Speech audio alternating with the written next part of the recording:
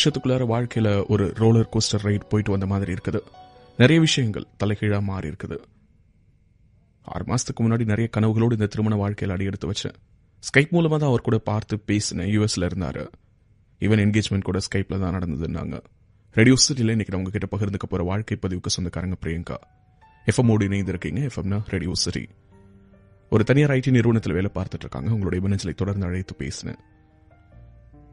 எல்லா பெண்களுக்கும் இருக்கிற மாதிரி எனக்கும் என்னுடைய திருமணம் தொடர்பாக அவ்வளவு கனவுகள் இருந்தது. லவ்கரு அம்மா அப்பாவுக்கு நான் 2வது பொண்ணு. அக்காவும் லவ் மேரேஜ் தான் பண்ணியிருக்கா. என்கிட்ட கூட என்னுடைய அப்பா அடிக்கடி கேட்டாரு, சொல்லு உனக்கு யாராவது பிடிச்சிருந்ததுன்னா பேசி பண்ணி வைக்கிறேன்னாரு. இல்லப்பா எனக்கு லவ் எல்லாம் செட் ஆகாதுன்னு. ஓகே உனக்காக அப்பா பார்த்துருக்கேன், இந்த வரன் எப்படி இருக்குதுன்னு பாருன்னாரு. பையனை பார்த்த உடனே எனக்கு பிடிச்சிருந்தது. எஸ், லுக் வைஸ் சார்மிங்கா இருந்தாரு. நல்ல சம்பளம். யூஎஸ்ல ஆன் சைட்ல ஒர்க் பண்ணிட்டு இருந்தாரு.